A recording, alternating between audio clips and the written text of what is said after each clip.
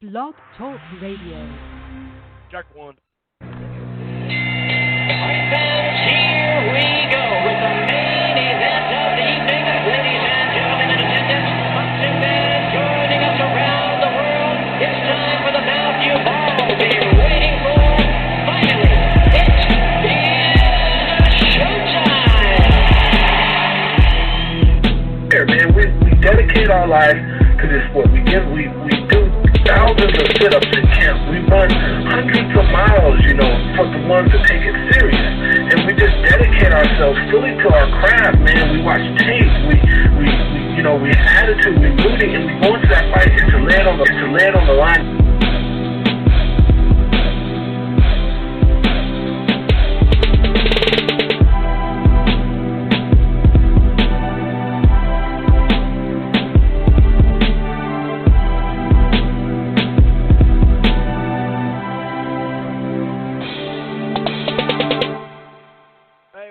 College football fans, the College Ball Show returns. I'm Chris, he's Marshall, and we're here to discuss everything involving college football. Mostly, we're trying to keep it on the field, although off the field stuff in California has a potential for some impact, obviously. So we are back once again. Usually we've been doing it on Monday. We, weren't able to do it on Monday. So here we are. And you know what? What's messed up is Block Talk's been having some issues lately. And I think this is working, but I'm not 100% sure. Does that sound confident? I don't really think so. Anyway, like I said, welcome to the College Ball Show. Last weekend we had, in week 5, we had a variety of interesting outcomes and really competitive games inside the top 25. Some of the best stuff was, I guess you could say, maybe outside of the top 25. We did have some upsets to talk about, no doubt about it. So we're definitely going to get into some of that recap. But this weekend, we do have a wide variety of just marquee matchups. We still have the games, flying under the radar, but just looking at some of these matchups, number 7, Auburn versus number 10, Florida. If you look at, you know what? My switchboard got a little mixed up there. Sorry.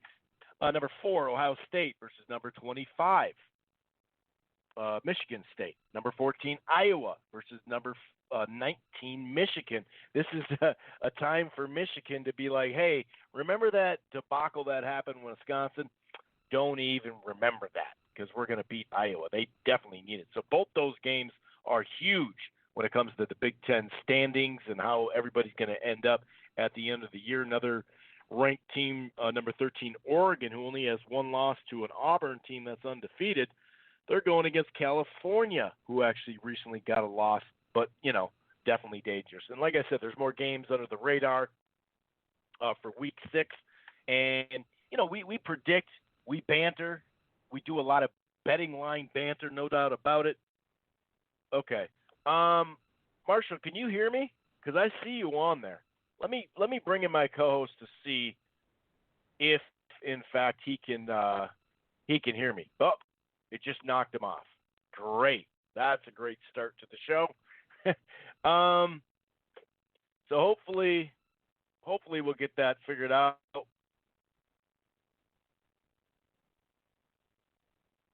Let me see here. I'm just gonna keep doing it here. Let me make sure that something didn't change, that they changed something. No, they shouldn't have. I just saw him on there. Okay, so now he says, there we go. Oh, there we go. Okay, all right. Let me just make sure. Can you hear me, sir? Can you hear me? Yeah, I'm good, man. It was ringing when I called in. That's never happened. So I'm like, did they change their number? Okay, sure. I'm good and ready to go, sir.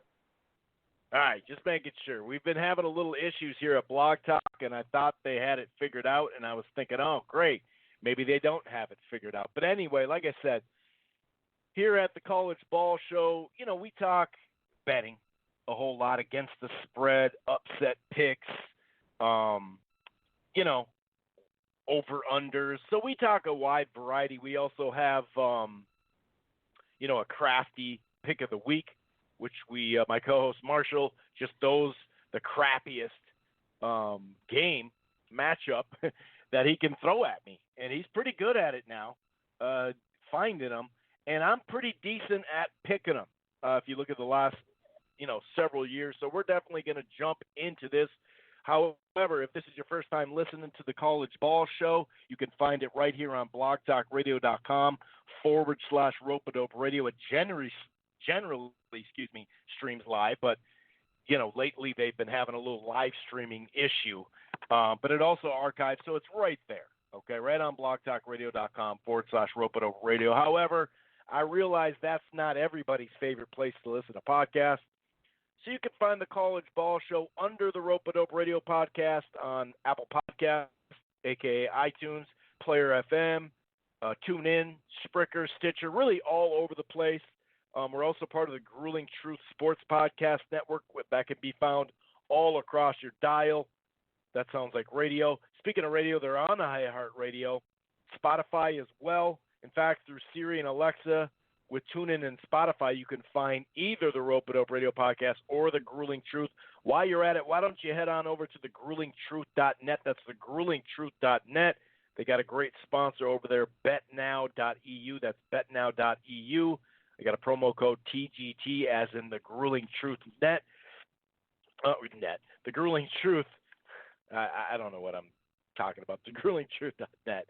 But anyway, one more thing. If you're thinking about cutting the cord, or maybe you already have, you could probably use something. You know, all these sports are back, and a lot of them are on basic cable, right? They're not all on free TV. So maybe take a look at the AT&T V Now. That's streaming cable. It does have a 7-day free trial. However, the plans start as low as $50 a month, and right now that includes HBO. That's AT&T Now. TV Now, I should say, AT&T TV Now. Stream it anywhere. They have the cloud DVR. Like I said, there's no annual contract, just a 7-day free trial. Give it a try. I did, and I haven't stopped since. Okay. Marshall, what's going on, man? How the hell are you?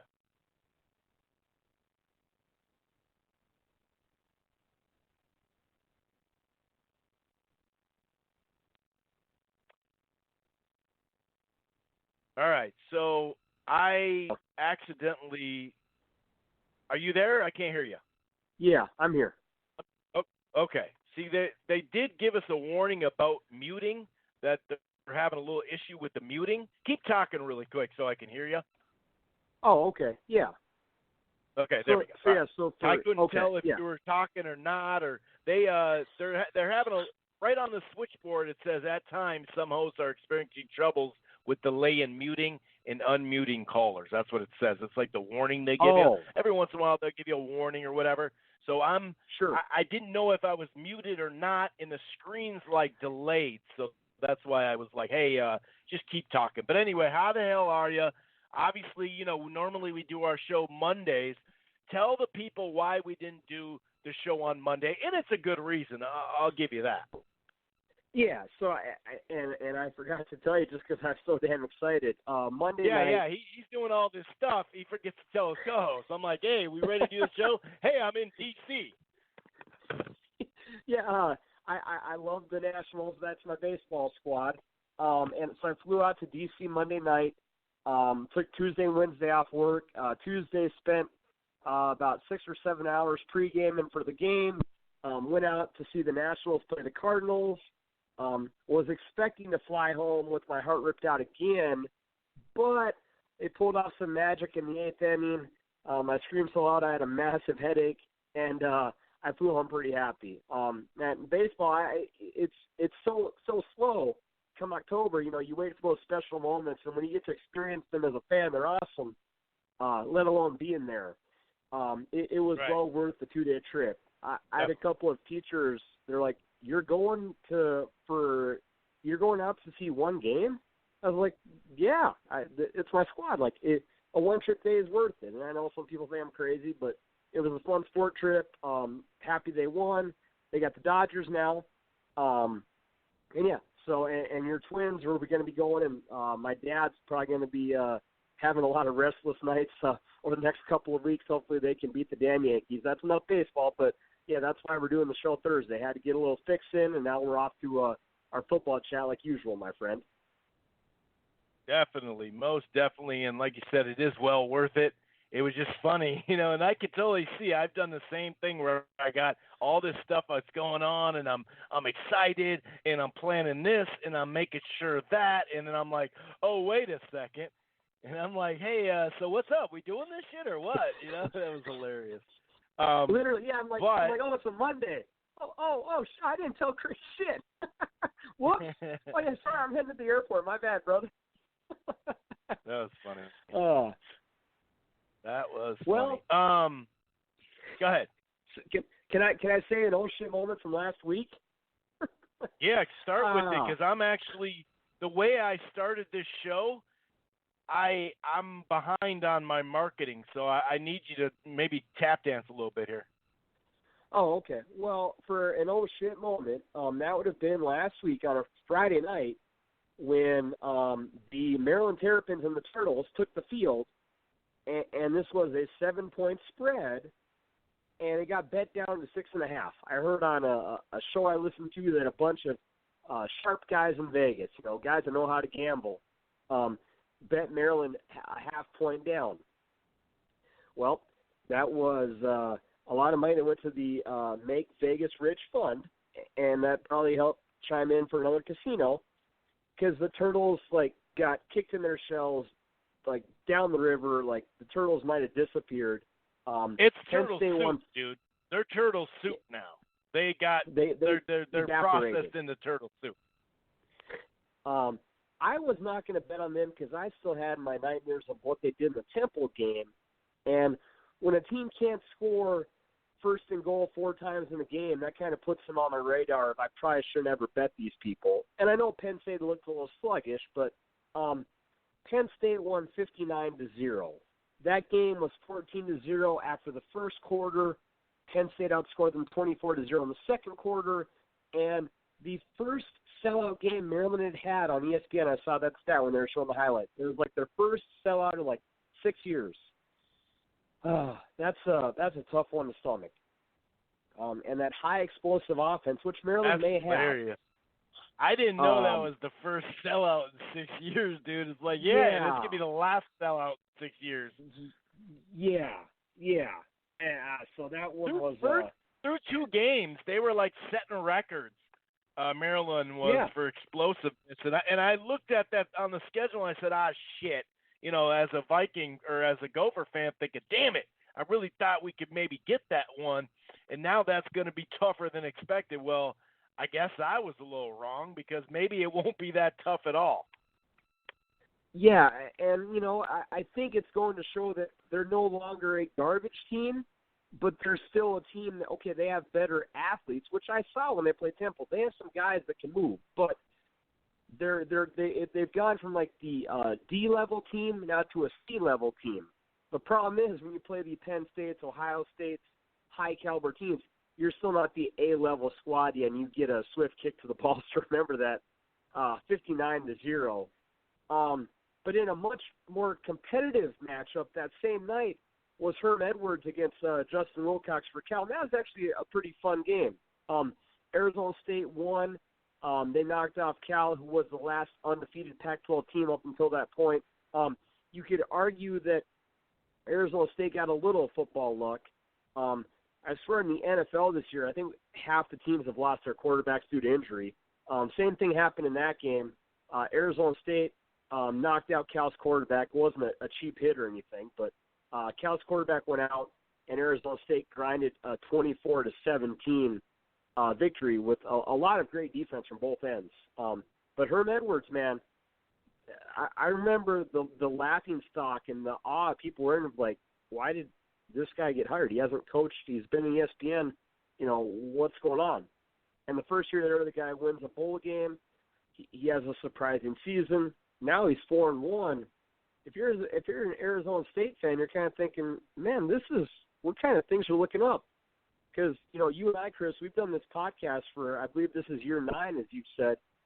I never really remember talking Arizona State on our podcast, besides maybe rivalry week when they'd play Arizona. That was really maybe the one time we'd mention them, if even, maybe from a point spread or a gambling standpoint.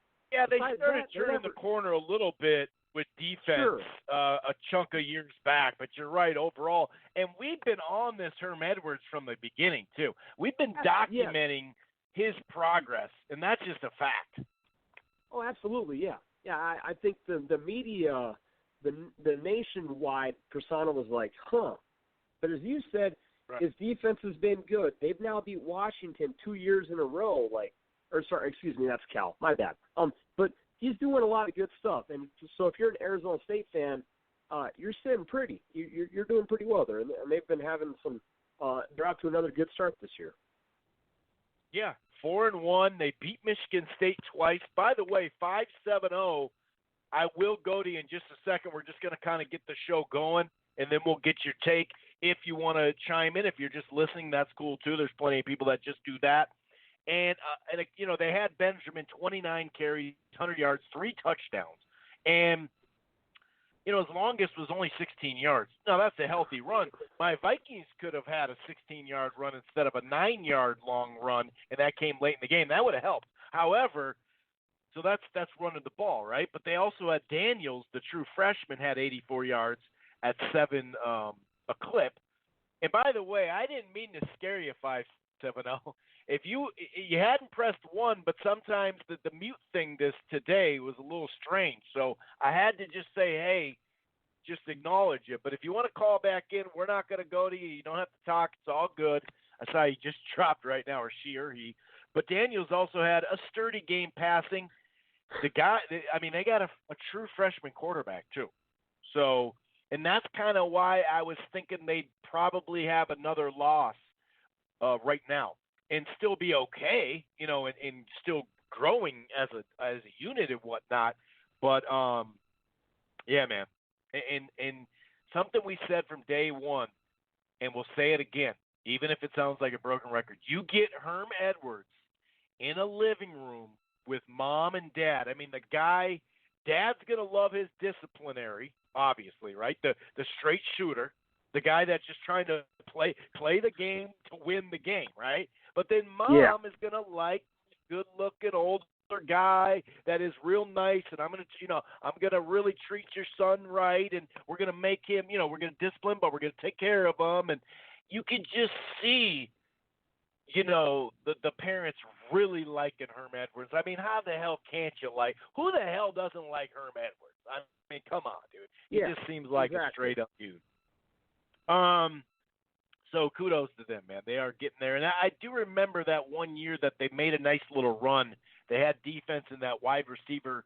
Was it Springs? Or I can't remember. It's 21 was his number. And I remember being in Vegas watching Arizona and Arizona State, like you said, rivalry week and all that. But, man, they are on the up and up, looking really good so far. Got some quality wins. And they've had a tough schedule, no doubt about it.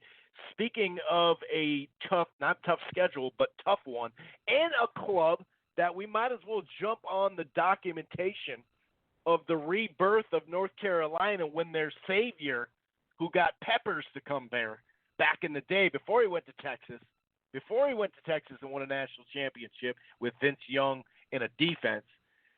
North Carolina is going to be turned around. Just you wait and see. But 21-20, Clemson survives that scare that we talk about to the unranked teams, especially when it's ranked versus ranked. Clemson's going to fuck you up probably.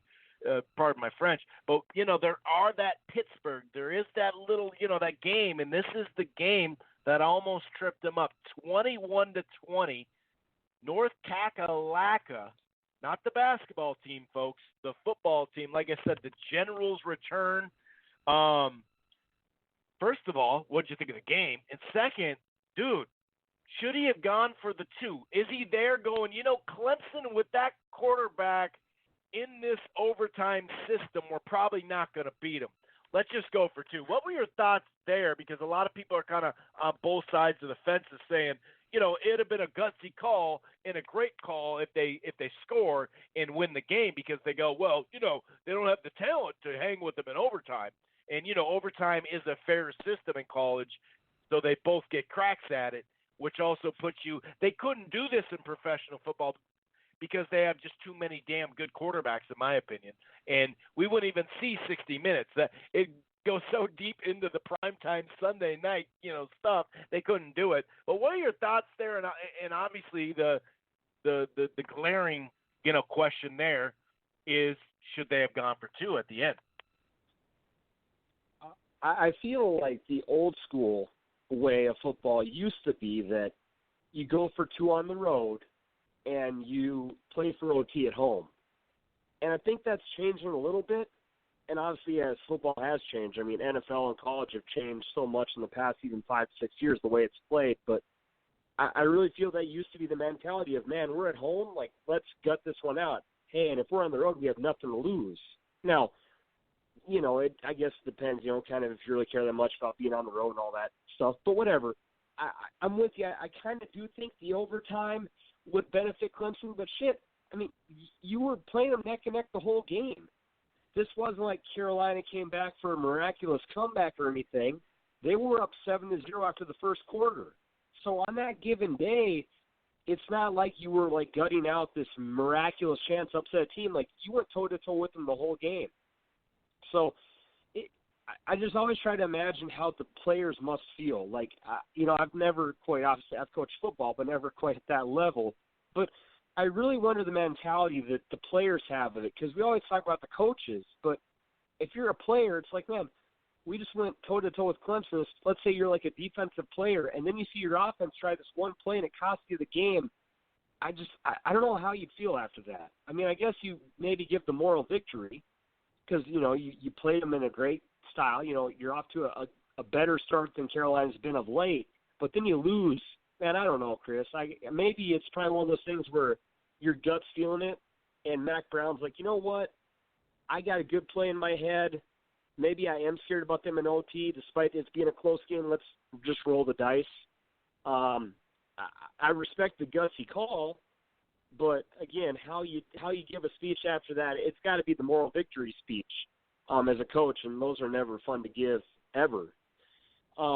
If you're Clemson, I remember at the start of the year we did our over-under season win total bets, and if you bet Clemson, they had to go 12-0 for you to win your season win total bet. So, I guarantee you a lot of people picked them because I remember in Vegas was saying, man, Clemson's only a 14-point favorite. That's their tightest point spread. So they're going to take care of business all year. You're probably sweating bullets for that game right there. But I guess they found a way to win. It just doesn't seem like Trevor Lawrence has caught his stride yet that he was on at the end of last year when he was dicing up Bama in the championship and leading up to that. It doesn't quite feel like they've got their offense rolling yet, which is a little surprising because you would assume, Chris, a more experienced quarterback would have a better control of the offense. I mean, I guess I don't know exactly who all left and all that stuff, but yeah, you kind of figured the offense would have a little more of a boost to it so far this year, and that hasn't quite been there yet. Yeah, and that was going to be, the obvious other point of it, that he just hasn't really looked that good. Obviously, he made some big, throws and whatnot down the stretch, and they did get in there. And that is a good point that you brought out, though, Marshall, about, that they were in the game. They had a lead, and, so it does, I don't know, it's interesting. And it's not quite Oklahoma, Boise State level where you go, yeah, dude, when you're on the field, you could, or not that we were on the field, but when you see them on the field, you could see the size difference. I mean, it is like, yeah. And then, just have an AP and, dude, he could jump from like the 7-yard line to try to score, you know what I mean? Like, it's, I can understand that. And I think that's a totally different, port there. That's a whole different viewpoint there. But, yeah, we'll see, man. Lawrence is going to have to play better, and I think just as a unit, they weren't able to rush as many yards as North Carolina. Sure, they passed for a little bit more, but it was only like 200-some-odd yards. Sometimes yards don't tell the story. There was a turnover, but, yeah, man, it was pretty interesting how, man, Mac Brown, he's we know he's a great coach, but he's got them on the up and up early in his second act there in Kakalaka land. Pretty much the rest of a good chunk of the rest of the top 10 had it somewhat easy. Virginia and Notre Dame, I almost said North Dakota. Notre Dame 35-20. That was a ranked versus ranked team game going on. Wisconsin and Northwestern definitely was a tight game. Wisconsin had a couple of things go right for them as far as returns and turnovers and just stuff like that. They won 24-15, so that's probably – it could have a lot to do with, did you see what we did to Michigan? You know what I mean? Like, wow, we are a good-ass team. This is going to be – we're just going to roll over, you know what I mean? So that could have had something to do with that. As far as the rest of the games out there, that Utah – in Washington State game was actually a lot closer, and then it wasn't. 38-13. Speaking of Washington, regular Washington, not State, beat USC 28-14. Didn't destroy them by any stretch, but always had like a little lead on them. They ended up handling that. Michigan bounces back 52-0 against Rutgers. We'll see if that means anything at all. A&M sneaks one on the road against an Arkansas team who doesn't look that good of late, 31-27. Michigan State survives Indiana up 40-31. That was a really tight game, very, very tight game. Michigan State just keeps lingering in these games, man, and they better play damn good against Ohio State or they're going to get ran out of the stadium. Oklahoma State, who really hung with Texas, and only lost, 36-30, I think the score was. They beat what was an undefeated team in K-State. We talked about them last week, 26-13. As far as the top-tier matchups, we'll talk about the USC game. Did Wisconsin come out a little flat? What are your thoughts on some of these games I just mentioned before we maybe dig a little bit deeper into some of these games under the radar? And, of course, talk about my Gophers as well. Yeah, I clicked the wrong thing. I think that if you're looking at just from a report card standpoint, like who's looked the best this year in the land, that might be Ohio State. They walked down to Lincoln and kicked the crap out of them. Now, I admit Ohio State's not had a hard schedule like an Auburn or an Alabama's had, like Auburn or like Texas A&M has had this year, but they have absolutely been demolishing people. People weren't quite sure maybe about the new head coach, but that guy seems to be taking over kind of where Urban was. Justin Fields from Georgia, that guy seems to be finding the right piece. And, College game day was there. People were optimistic. Ohio State is just absolutely blowing people out the water. So, they'll be a team to watch. Obviously, their schedule is going to get more difficult. They still got Michigan, Penn State, Michigan State. So, it's going to be a little more interesting. But, man, just for who's looked the best so far this year, I would say Ohio State's looked better than Clemson. I mean, I know the rankings are different, but they're kicking the crap out of people, and Clemson's not looking quite as good as you'd expect. So that kind of stood out to me. Auburn is, I think, also, as you mentioned, just who thought that they would have such a good team so far, Chris, with a true freshman quarterback? I mean, first game of the year, their Oregon blows up a 2-touchdown lead, and you're thinking, okay, this Auburn team, like, are they that good? Is this Bo Nix true freshman kid? Can he throw the ball that well? And I'll admit, he was 16 of 21 for 330, which isn't mind-blowing numbers, but they beat Mississippi State 56-23.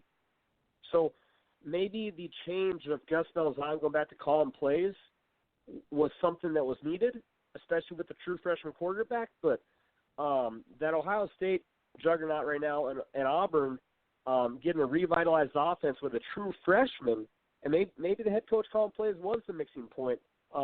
Those teams have kind of surprised me so far for kind of the cliff notes off the top of my head for looking back on this past week. Yeah, it's there. I'm going to go over some stats I generally like to share as well, but there were a wide variety of fun games to watch. Like I said, this Friday night games are really starting to pick up. They're trying to make up for those Thursday night games ever since the NFL took over the Thursday night games, and I was kind of bummed at that because it messes up that schedule so much. But I like that they're doing it on Friday. I know a lot of people and some coaches don't like it either because Friday, is generally to watch high school talent. But I'll tell you what, I'm really enjoying them. Obviously, we're college football junkies, so we're a little biased here. Toledo and BYU in another, score game, win or lose, 28-21. I saw a chunk of that. That was actually kind of interesting. Wake Forest and Boston College, we knew that'd be a barn burner, and it was 27-24. Iowa State, sometimes we mentioned that, the wide receiver and the running back, and I'm sure a plethora of other things, but just also, hey, Iowa State's for real. That type of thing, the preseason ranking, the pressure on a coach all of a sudden comes when you have success. And they could be feeling some of that. Now, they're only, I believe, 2-2, but they lost 23-21 to Baylor. And Baylor, we didn't really know what was going on with them because of their non-conference schedule. So I thought Iowa State was actually going to sneak that one out. That was basically like they were they were on the road, and they were a 3-point favorite, 3.5-point favorite. So that one, I'm not going to say shocked me, but, like I said, it's one of those things where you go, pressure, maybe it's just they have to win games a certain way, and you can't always do that, I guess. And maybe some of that's starting to, come into play. Utah State, who actually is better than people, assume, and Colorado State 34-24. That was actually kind of competitive for a little bit. And Arizona has actually kind of turned it around a little bit, having a pretty good season, 20-17. UCLA obviously had that crazy-ass comeback last week. They were able to hold that off. I was pretty surprised that Arizona and UCLA turned out to be 20-17. I thought it'd be more like 40-37. And by the way, Hawaii, Nevada's not a bad squad. They beat Purdue earlier, 54-3, dude. Hawaii is back on the map now. As far as a local tie, Minnesota Gophers, 38-31 at Purdue. At Purdue is not. Forget Purdue. At anything for the Gophers is not good. At the thing on the road. But man, coming into this year, the offensive line down the stretch really looked like a Wisconsin and an Iowa type offensive line. Big country boys, farm boys that'll just plow you over. And, so far this year they've been a little inexperienced. However, what I did know for a fact is the skill players on the outside at the wide receiver position. We know Tyler Johnson, the local kid. He had the best stats last year. Him and the Purdue guy, I can't remember his name right now. Is it Rondale Moore? Rondale Moore.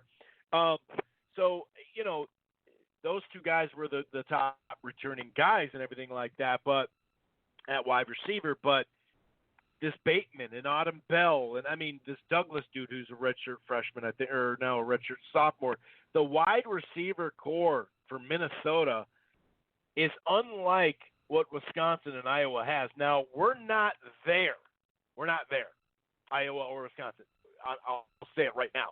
But I'm saying if they can keep developing this offensive line, which, by the way, doesn't have a senior on it, it could be trouble because of the skill position. Bateman, 6 for 177, 47-yard touchdown long, 2 touchdowns. Autumn Bell, who made that great catch in the corner of the end zone, got his foot in somehow against Fresno to save that game. 70-yard pass or touchdown, I should say, his longest, and 3 for 97. Johnson, a nice little steady game, 8 catches, 73 yards, and a touchdown. And a new record for completion percentage in the Big Ten, and this is 20 attempts or more, was set. And that is Morgan, a redshirt sophomore, 21 of 22 for 396 and 4 touchdowns. Now, Jerry Kilt built a top 20 defense hands down. He could run the ball. We could bang the ball, but we couldn't pass. We had a horrible quarterback passing-wise. This is like something we've never seen since I've been alive as a Gophers fan, and that's been a while. Unfortunately, sometimes I don't necessarily like to dwell on it. But, dude, I'm telling you, I can't believe they had 4 touchdowns and 396. And these wide receivers for the Ghosts, dude, they're just out of hand. And you know me, I like some stats once in a while. I don't like to back up my stuff from stats, but it's more like I'm telling you what's happening, and here's a stat to back it up. I think the NBA analytics is like that too. The Gophers only had 17 pass plays of 30-plus yards in 13 games last season. They have 9 through 4. So things are looking good up in there in Gopherville. That's for sure. Yeah, to talk about my boys. They're 4-0 too. I'll take it. They're 4-0 too. They're going to a bowl game. It's almost guaranteed now. Knock on wood, because it's Minnesota. That ain't bad at all. For my boys, I predicted a loss. It's just when you keep having new quarterbacks come and play and they make a road appearance against a tough team, you really can't expect to win. And you get down 14-0 early against Washington, who's obviously not a bad team at all. Just couldn't quite get the W. I'm not really upset. I mean, and I know with Clay Helton, we're not going to get much magic either. But USC loses 28-14. Hopefully this quarterback can stay healthy so we can get some type of offense rhythm with him. Lane Kiffin, on the other hand, has the boys rolling. They got another nice victory. They beat Charlotte. They were a 1-point underdog, and they went on the road and won 45-27. So I think my man Kiffin is ready for another Conference USA title. And this is the ultimate Pitt move. Pitt ends the biggest winning streak in the country. They beat UCF last week on the Philly special play. And then you were down, you were up 3 points at home against Delaware. Pitt was a 30-point favorite against the Delaware effing Hens, I think, and they won 17-14. They had to score a touchdown in the fourth quarter to beat Delaware after you beat a team who won 27 games in a row. That is just so Pitt-ish. We talk about this team every year because they always are going to go like 4-7 or 5-11, maybe go to 5-6, whatever. They always do crazy crap. And this is your typical massive letdown spot. But even Delaware is like, shit, we might win this game. Okay, here we go. So I had to break that news. And it wouldn't surprise me if they'd lost. That's kind of how Pitt rolls. I will save the crafty recap before I get to the next one. But yeah, that one was tough to stomach, my friend. But yeah. Anything else kind of jump out to you from this past week? Like you said, everyone on the kind of top-notch team, they also care business. So I guess I can't say that's too surprising when you have a bunch of top-seeded teams that are decent point favorites. They didn't have any slip-ups. That takes a little excitement out of talking about team getting an upset. I guess Clemson made it close, but. Yeah, it was real close. And I think it's just kind of going with the theme that we've set when it's like, this team does that, the very next week they did this, and that's a prime example of what you just said with Pittsburgh. Like it's happening over and over again. This team looking like look at Maryland the first 2 games of the year, and now look at Maryland. You're just like, what the hell which team is this now? I don't know. But yeah, it is funny, and Miami is finally kind of getting. They had that early start, that week 0, so their schedule's been all kind of weird. You get an extra bye doing that, so it's all over the place. They finally play again this week. They had a bye, and their second bye, because when you play the first week, you get an automatic bye the next week. So they already had 2 byes this season. So it's really weird, although the offense needs the practice time. Don't get me wrong. So they actually are back. I'll say this, Duke is beginning to look like the Duke from a couple of years ago, when they could really score points. They got a solid defense. They played fundamental. They won a coastal title. They played teams tough, especially when you think Duke. Of course, we think Duke for basketball, but I have been kind of keeping an eye on them somewhat. But yeah, man, let's get into this week, man. Let's get into this week, because there are some top-tier matchups. Obviously, some big games inside the Big Ten. Number 4, Ohio State, and number 25, Michigan State, and number 14, Iowa versus number 19, Michigan. Pac-12-wise, there's some interesting matchups.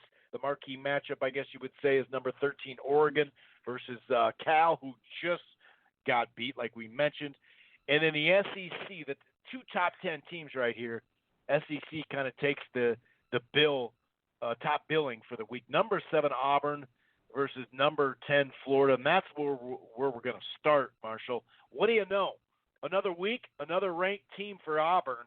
How do you see this one, shaping out? Obviously, Auburn had that really close game with Oregon. Were able to overcome it. They pretty much, I'm not going to say dominated, but I think they handled A&M. There was never really an issue there in my mind when you're watching it anyway. Both of them have high caliber defenses. It's going to be interesting to see that offense, Auburn's offense, with the young Bo Nix, if they can, stir up some offense against this team. But both of them, like I said, are basically built on defense, no doubt about it. But this is Florida's first real test. I hate to say that. They did play Miami, but let's be honest right now. But they do have an inexperienced quarterback, obviously. So we'll see where, what's that going to be able to do. We assume that both of them are going to be able to run the ball. I assume Auburn will be able to do that better, and I think that's what it probably will come down to. It's set at 47. It kind of feels like it's going to be lower than that. How do you see this one breaking down, man? Because, like I said, Auburn, we mentioned that a couple of teams at the beginning of the year, just have a tough schedule. Auburn's 5-0. They played Oregon opening week, already played A&M, and here they are playing a top 10 Florida-ranked team. This is the biggest game for Florida's quarterback in the past, 7 years. This dude, it's so weird that Kyle Trask, he went to a high school down in Texas, I think 3 hours from me near Houston, and he rode the bench all 4 years because he was behind Derek King, the guy who was at Houston who quit on the team. We forgot to mention that story last week. Yeah, I brought it up at the beginning, and we forgot. Yeah. That guy in the wide receiver, was it the wide receiver too? Both of them are redshirting this year. We forgot. I mentioned it too. We should have just got right into it. I know. So he sat behind Derek King for 4 years, and then had to bust his butt in summer workout at a bunch of camps to make himself known, and then goes to Florida, where Felipe Franks transferred from, I think he left Bama or something, decommitted from Bama, and he comes there. I think Saban's got to be so happy he's got 2 over Felipe Franks, no offense. And now he finally gets to start. So a kid who hadn't played football in 7 years comes on the field after Franks gets hurt and comes back for a road win in Kentucky. Now he's got the toughest game he's ever had to play against Auburn. Again, I truly think there's something to be said for Gus Malzahn calling the plays. Again, I'm not a diehard Auburn fan, but I heard people talk about that. He took control back, and what do you know, they're 5-0 this year, and they've had a pretty hard damn schedule so far. It's going to get even more difficult now. This team beat Oregon. They beat Texas A&M. They're on a roll. So is Florida's young quarterback? Well, I can't say young; he's a junior. But is Florida's quarterback going to have the experience to find a way to get this done? And as you mentioned, Florida, besides the Miami game, has really played like really low caliber opponents. I know that Kentucky's a better than normal team, but Kentucky lost their quarterback wasn't in that game, and they lost their stud running back last year for Benny Snell. So they're probably a little more, Chris, like the older Kentucky of years ago. So I'm leaning Auburn just off and they only won 29-21 too. You know, Kentucky got back in that game, or actually they had to get back in that game to win.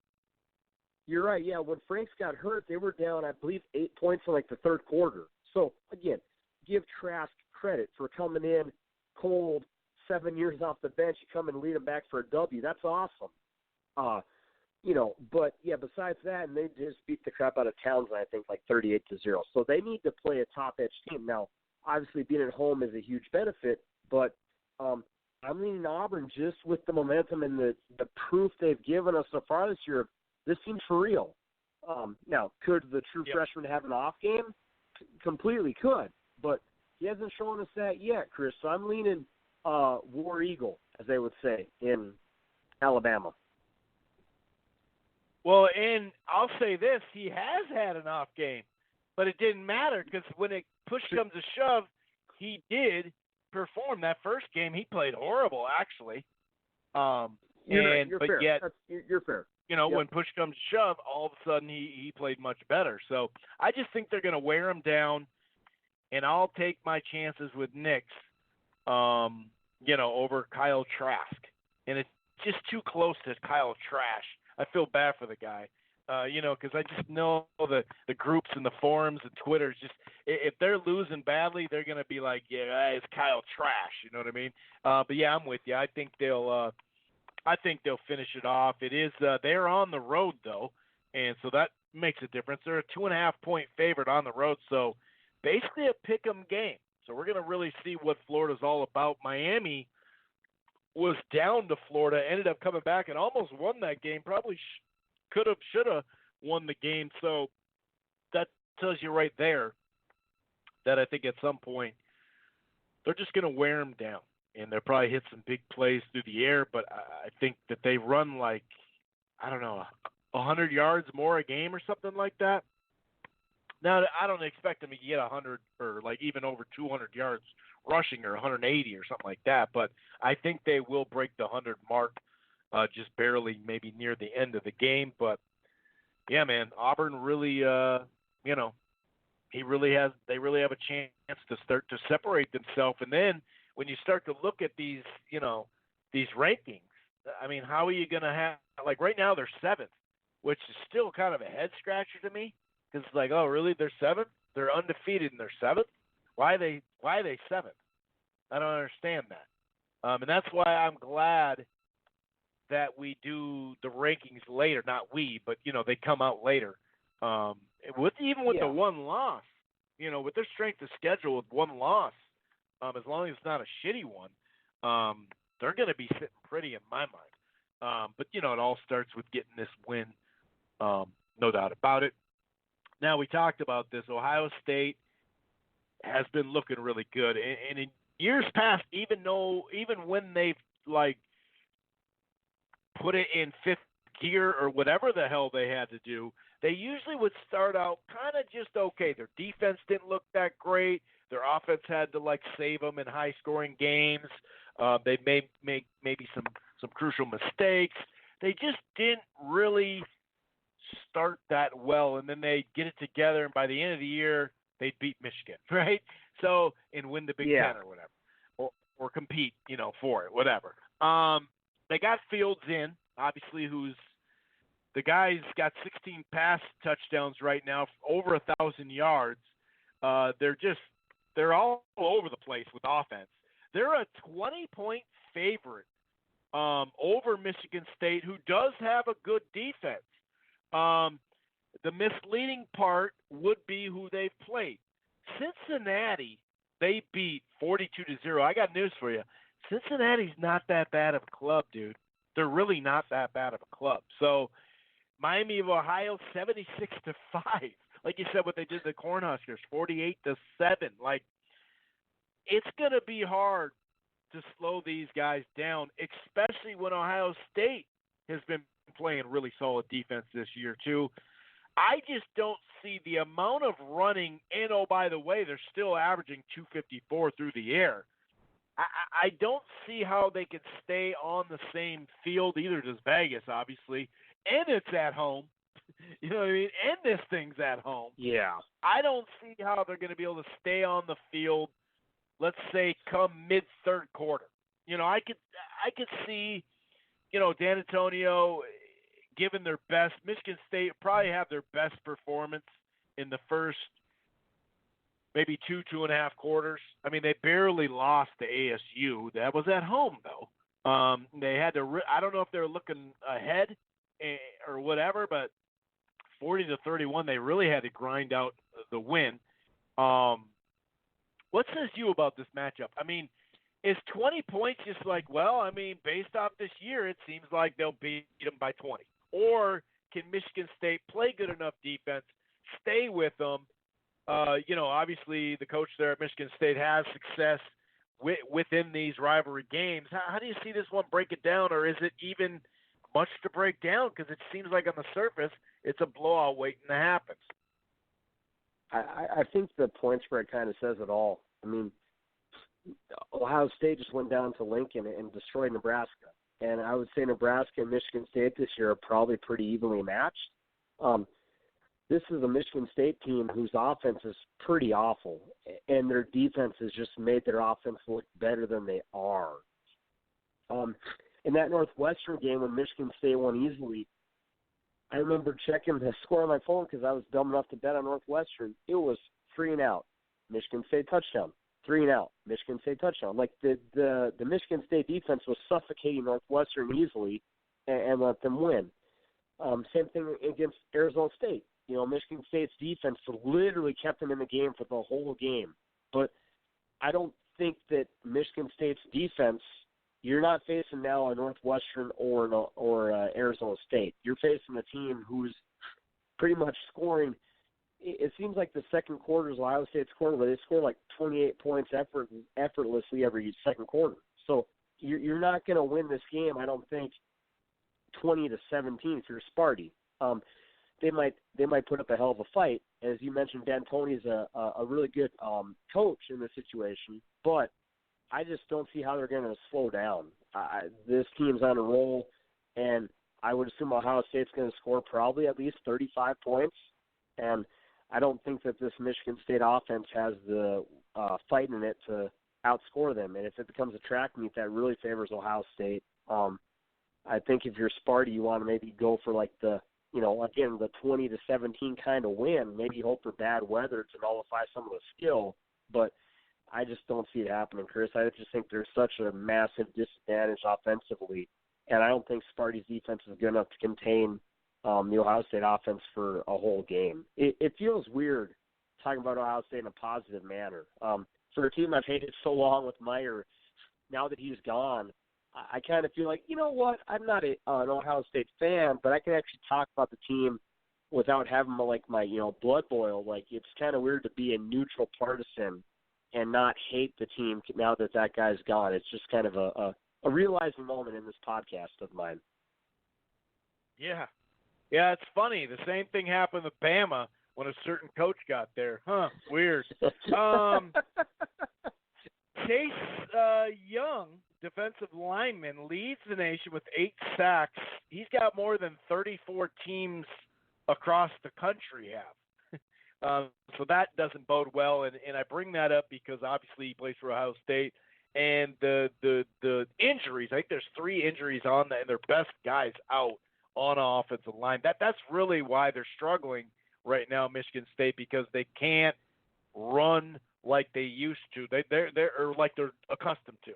They have been known to run, play action, hit something deep, and they just cannot do it right now. They just for whatever reason, they just can't do it. By the way, I forgot to mention that Penn State devouring of Maryland, 59-0. It was the biggest shutout road win for Penn State dating back to 1946, dude. Wow. Holy crap! Wow. That's pretty impressive. Yeah, huh? Jesus. Yeah. Shows you we're 150 years of college football. But I'm with you. They're going to need turnovers. They're going to need a block punt. They're going to need some shit to pop off. And when Michigan State, I'm of course speaking of, and when they are in the red zone, they got away with, walk away with at least a field goal. They really do. Now this should be more of a grinded out game, even though they have it at 47.5. That's still both in the 20 something. Iowa, number 14 Iowa, and number 19 Michigan, and this is at Michigan Stadium, so it's not. We're not going to have to talk about Iowa at night or anything like that, which we both know where to go with the pick there. Rushing yards allowed is kind of a funky stat even this early in the season to an extent. The reason why I say that is because, Michigan played Wisconsin. And they run the shit out of the ball, and they had a rusher over 200 yards. So they're giving up 168. It looks horrible. It may be worse, maybe a little better. I don't know. But Iowa's only given up 77, which is, a pretty huge improvement. So they're not giving up the run, but they're running for 217. And a lot of, per game, average. And if you run it for 217, a lot of times you're passing for about $170. Well, they're passing for 241. Per game. So they got a quarterback, as we know.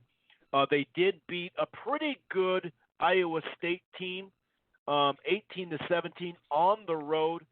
And this is a top-tier matchup. It's top 20 matchup, right? But as we know, we've been documenting this a little bit here recently anyway.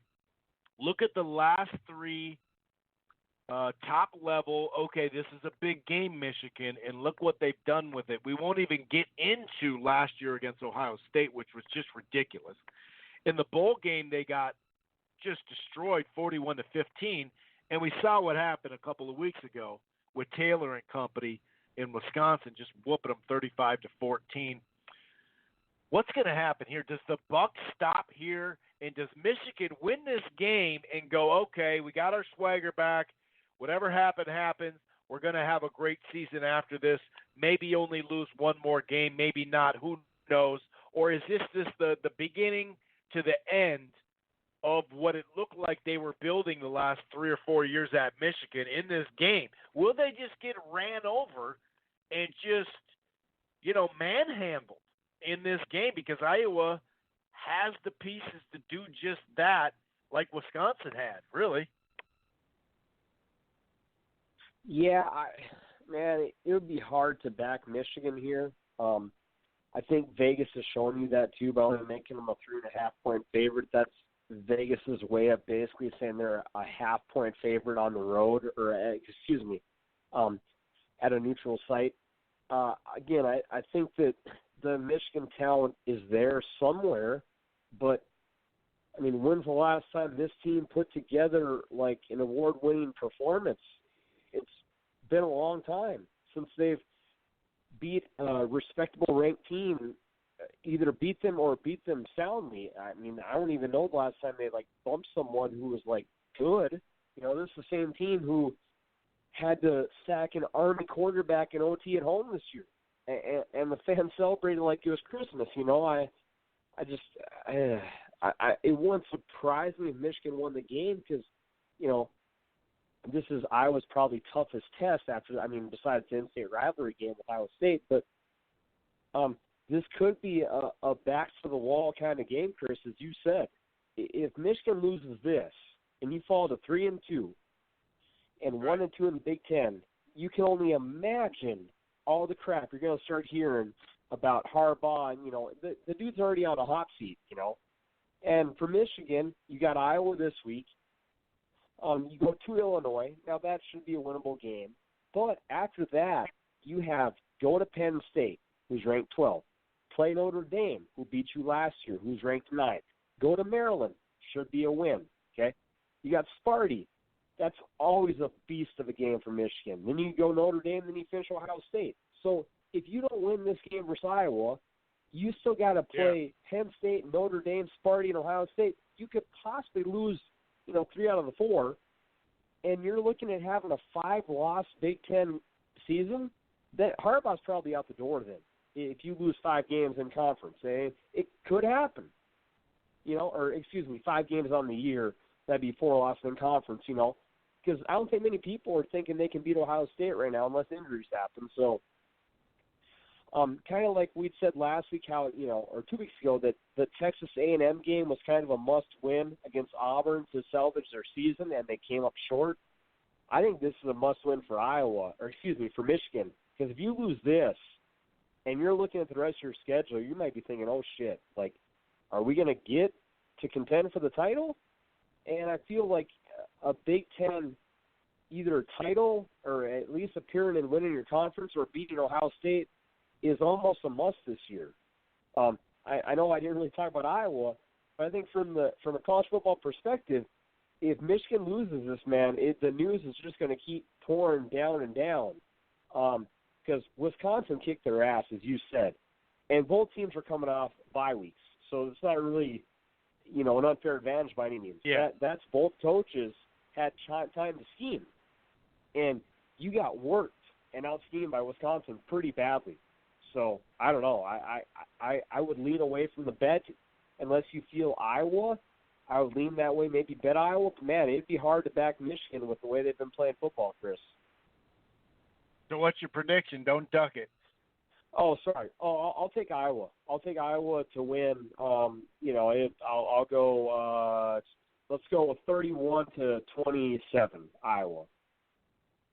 I mean, if there's ever a time for Shea Patterson to break out, this would be the time. It's just so easy to side with the veteran signal caller in Nate Stanley, who what you're going to get out of. And just the offense in general, it's not pretty, but they're not going for pretty. You know what I mean? They don't have the pretty talent like Michigan either. Turnovers tend to tell the story in a closely matched defensive game, so I think that'll play into it. But just to kind of piggyback off what you're saying, and I'm just shaping this whole thing, I'm putting it in context because we talked about Auburn and how we looked at Texas A&M and Auburn. And you go, man, look at their freaking schedules, dude. If they were 8-4, the fan base, or at least the administration, who's going to make the real, decision, but obviously the fan base plays, a major part in that too, because if they're disappointed, obviously Jimbo Fisher has more time. This is his second year or whatever. So it is weird, but think about when we went through that schedule, Marshall, the cross games, but you're going to cross over to the West. Oh, who are you going to play over there? Oh, Iowa and Wisconsin. I mean, who the hell scheduled this for Michigan? Like, okay. Yeah. So the two teams you're going to get, and then what, they say Maryland too, Indiana. But you're not only one of the best teams, you're going to go against Iowa and Wisconsin. So that does have to be put in there on top of Michigan State, on top of Penn State, and on top of Ohio State. I didn't even get to them. You know what I mean? So you go, those 5 games, well, they got to win 1 to 2 of those, probably, right? But if they win 2 out of the 5, should he keep his job? I don't know. So I guess we do have to say Michigan, by far, it's not close, has the toughest hands-down schedule in the Big Ten. It's not even close. So we do got to keep that in, perspective. True. But last year we were saying, when was the last 3 marquee matchups they've gotten their ass kicked? Well, last year they lost 24-17 in the game that they were trailing and trying to come back in the opening weekend against Notre Dame. Then they went on a run, and they got their confidence back however they got it, and then they beat Wisconsin 38-13, which is what they did, in reverse, really, basically. Then they beat at Michigan State. They won 21-7. Then at home, and this is what made me pick them last year against Ohio State.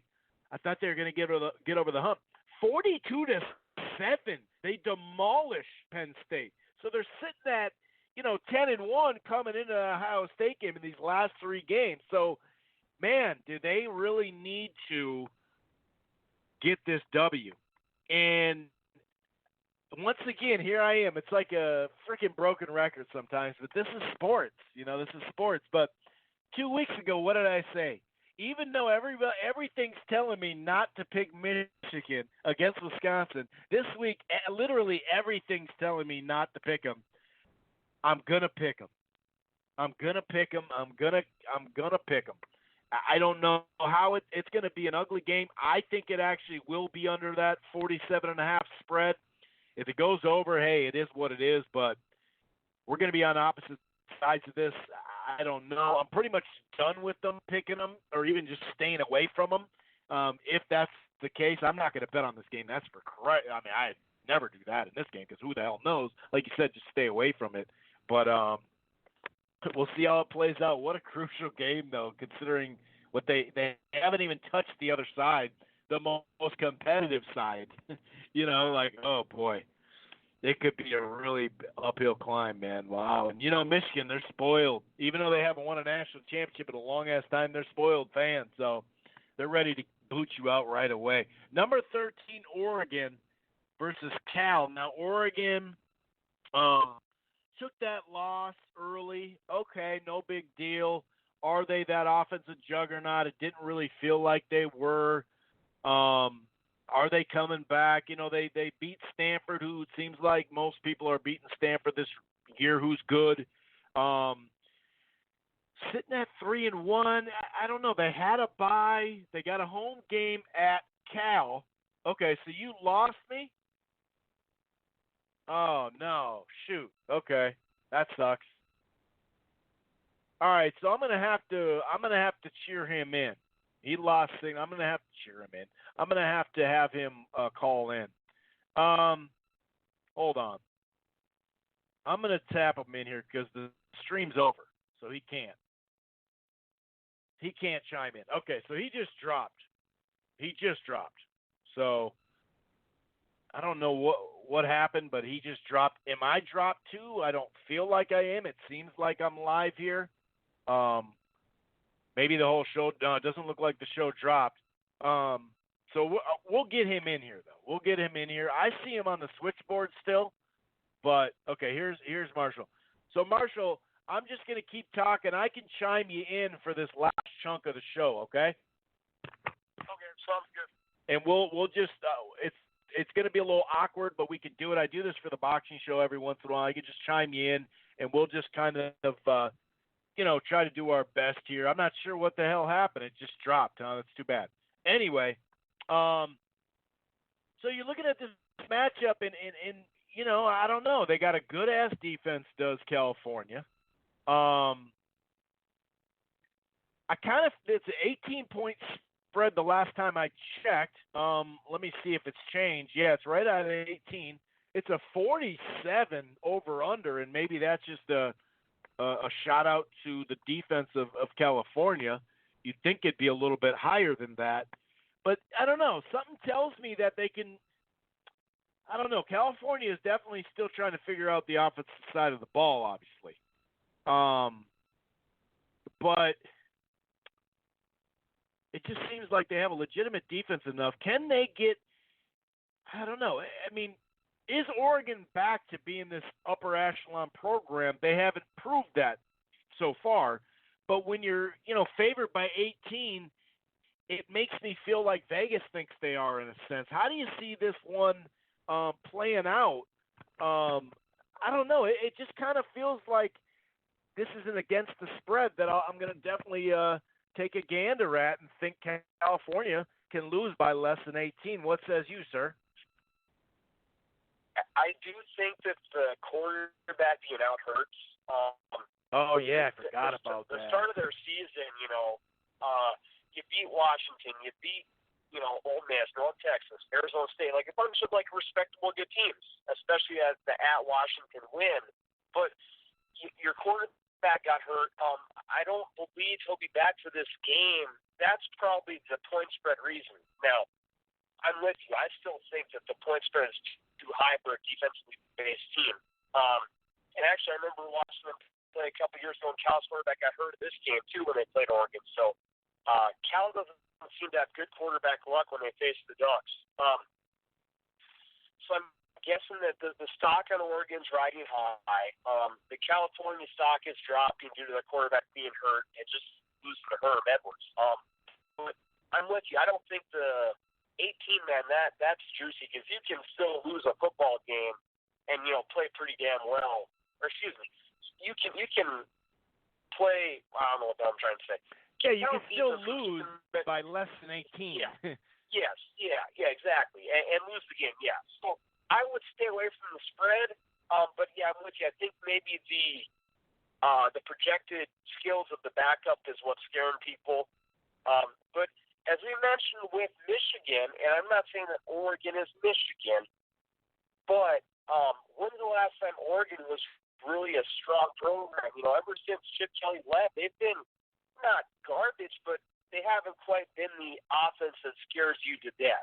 Right. Maybe they're trying to come back that way, but they're not back there quite yet. So I'll lean an Oregon win, Chris, like you probably are, but I'm not going to doubt a defense who's probably going to be playing lights out as best they can to keep their offense in this game. Right, yeah, and that's why sometimes, you need to just kind of bounce off certain things. And I've heard people say, maybe they have some things in their head about what they want to bet this week, and then they listen to the podcast, and when someone doubles up on it, you go, okay, yeah, I'm going to make that bet or whatever. And also you talk it through because of that, and I don't know what the hell I was thinking. Yeah, that makes sense that it's a little higher like that. 18 still kind of stands out as a But yeah, of course, the quarterback went down, so that definitely plays into it. And just because of what kind of situation we're in, we are not going to go as heavy. I mean, timing-wise, we do kind of got to get it going anyway. But Central Florida is on the road. I mentioned Cincinnati being a pretty good club. They're a 3.5-point favorite on the road. That's Friday night on ESPN, so I think that's worth checking out, no doubt about it. Another against the spread, Utah State. I mentioned them, the 3-1. Last couple of years, they've been pretty good.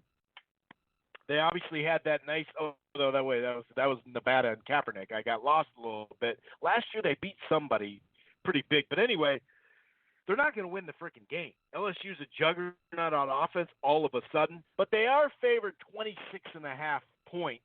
And I'm thinking once they get up, they're going to put in their second and third string guys. So, yeah, Utah State's losing, but 26.5, you may want to take a flyer on that one just because. TCU against Iowa State, 3-1 TCU visiting Iowa State. Iowa State 3.5 favorite because they're a home team. Are they going to bounce back? Here's an example of what we were talking about, good week, bad week. This year so far, TCU, they look like, juggernauts against Purdue, and then turned around and got beat by SMU. And by the way, SMU's pretty good this year. Boston College visiting Iowa. I feel like they're going to straight up beat them. Iowa's a 5-point favorite. I think they're going to beat them straight up. That's my upset of the week. Couple other items to get to. Minnesota's a 14-point favorite just because it's not like a big game, but Illinois, Minnesota at home. I'm hoping my squad wins. Same with Miami. Oh, wow, they're 14 spread over Virginia Tech, who some people thought they were going to be good this year. They're not all that good at all. A hardcore barn burner. That's just going to be a good game. Keep an eye on it. Check in on it with like midway through the third quarter, maybe in the fourth quarter. Nebraska, Northwestern, North Carolina, Georgia Tech. Georgia Tech is struggling this year. 10.5 points, though, on the road. They're giving North Kakalaka. Another hardcore barn burner coming out of the West this time. Arizona and Colorado. Colorado 4-point favorite at home. That's going to be a really fun game to watch. Just as far as competitiveness, I think that'll be interesting.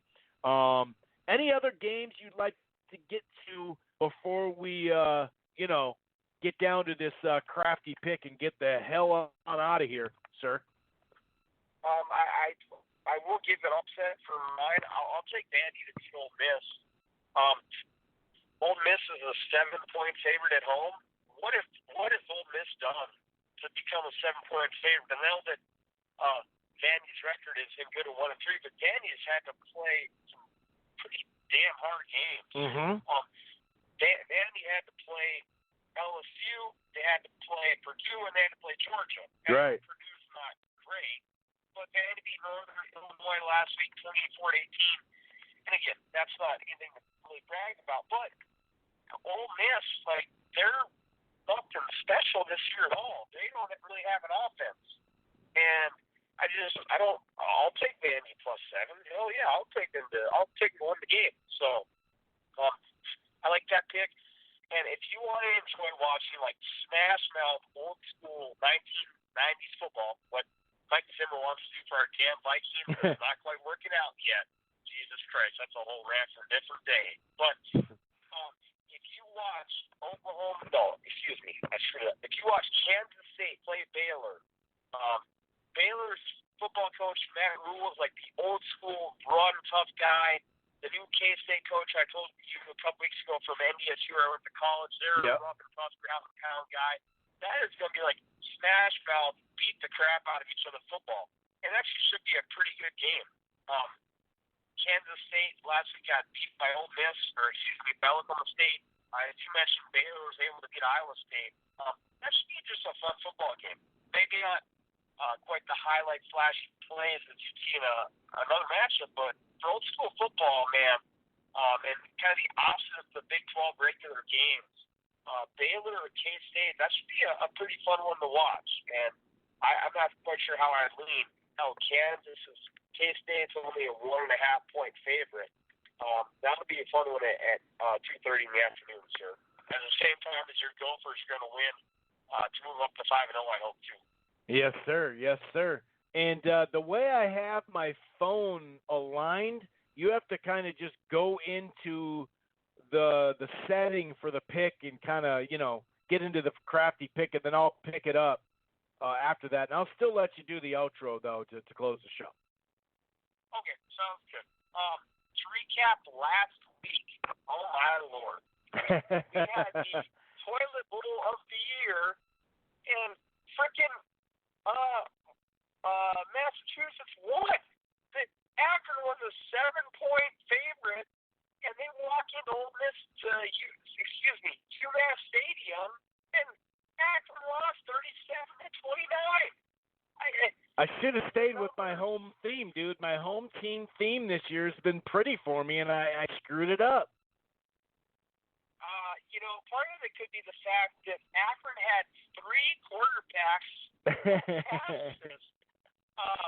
Zach Gibson was 12 of 16, which is pretty good for 173 and a touchdown. Then Cato Nelson, who I know is the Akron quarterback, so I remember that name from last year, was 13 of 17 for 141 with 2 touchdowns.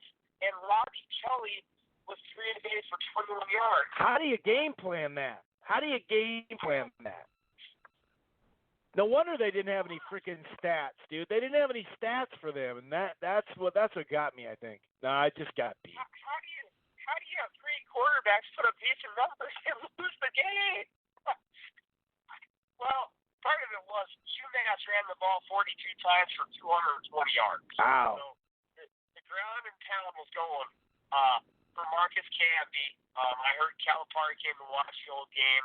The former point guard I love from UMass the past couple of years from NIT, Chaz Robinson was there too.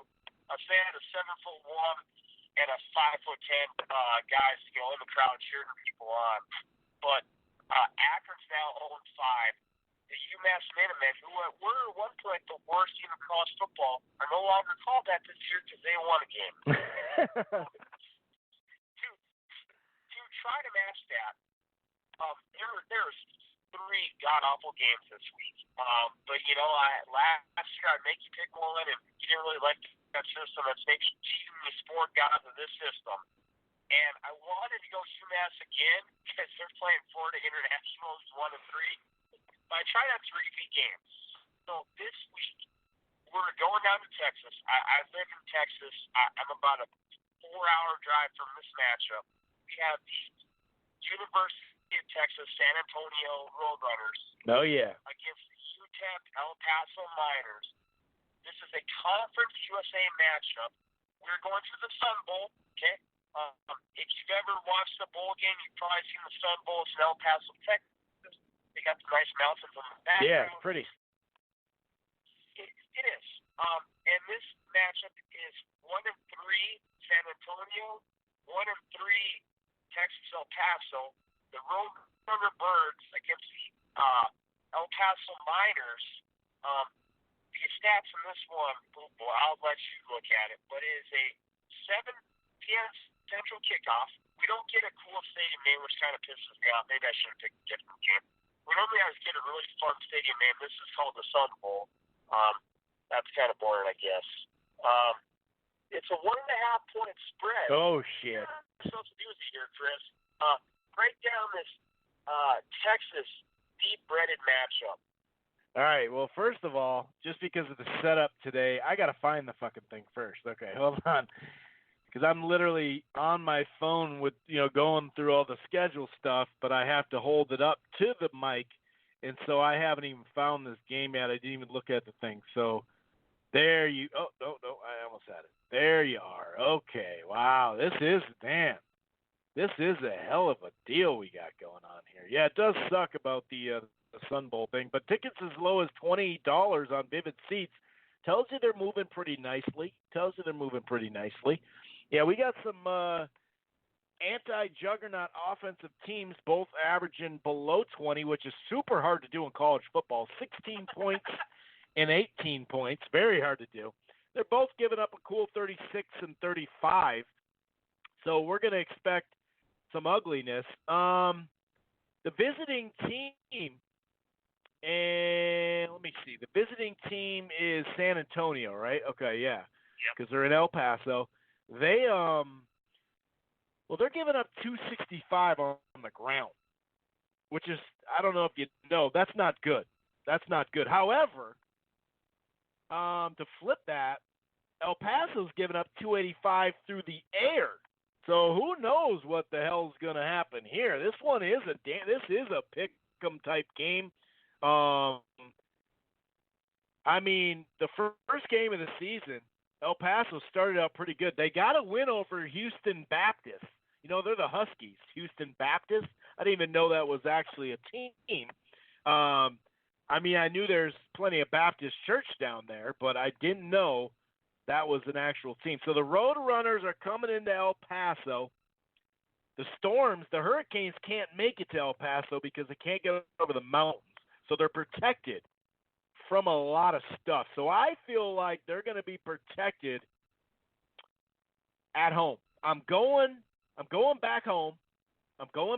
Damn it. Even though the matchup predictor, according to ESPN's Football Power Index, my co-host, number one indicator when it comes to betting, 56.9. They got San Antonio coming into town and acting like this isn't going to be like a bowl atmosphere here. I mean, man, their starting quarterback for you, the team I'm picking, has 1 touchdown and 2 picks. So, and it's we've been into the season a little bit now. So, I'm going under 46 points. I'm going under. But yeah, I'm gonna pick. And what's Vegas got him? They are actually the favorite, at home. Not really, but they are. So I'm going El Paso. Even though this week I should have picked the road team. That's what's gonna happen. I could just tell, and maybe that'll help you bettors out there to go the opposite way. But I'm sticking to my guns. It's a tight game. I'm going with the hometown squad, UTEP. I also know a pretty good buddy down there that I talked boxing with years ago, did a show with them as well down there in El Paso. So that's what's going to happen. We're going El Paso, sir. We're going UTEP to get her done. You think a guy with a mining pickaxe could kill a bird? Is that what you're kind of saying? Come again? You think a guy that has like a miner's pickaxe could chop down a bird? I think that's how you're breaking it down in a way. I mean, that's good enough for me. Fair enough. I always like to compare the mascots. So we have a fast bird and a guy with an axe. You know, it's a little scary. I don't want PETA to come attacking us now or anything like that. This would be a good time to end the show. All right. Well, as usual, the boys are rolling out of here. I've now had my iPhone cause me issues. I don't know. I've never had a phone just lose calls. Maybe I should get a new phone. It's not going too well. Anyways, enjoy a bunch of college football this weekend. Maybe Michigan will win a big game. Maybe next week we'll talk about how Harbaugh has positive vibes. I would doubt it, but nonetheless, go Mizzou, go Lane Kiffin, go Golden Gophers. They got to get to 5-0 with PJ Fleck. Row the damn boat. Yes, sir. The boys are out. Have a great week watching all your sports, and feel free to listen to us next Monday. I will not be going to D.C. Have a good night. We're out. Go Twins.